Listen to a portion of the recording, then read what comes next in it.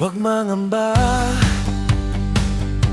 pagkat may plano siya sa bawat isa.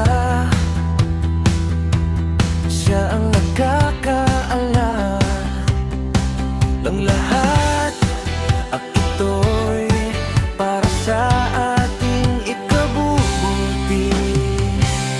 May plano ang Diyos sa bawat isa na di kayang tumbasan ng anumang yaman ng sanlibutan, di mapapantayan.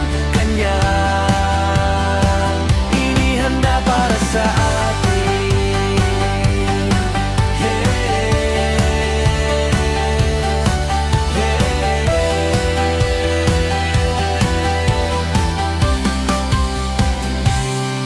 Huwag mangamba, pagkat may plano siya sa bawat isa.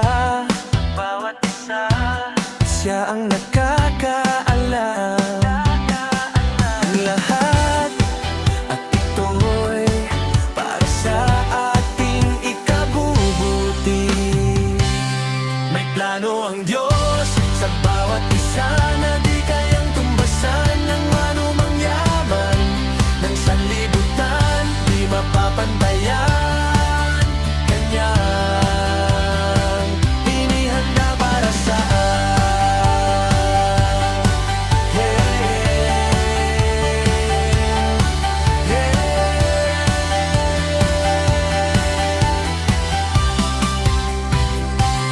May plano ang Diyos sa bawat isa na di kayang tumbasan ng anumang yaman ng sanlibutan, di mapapantayan.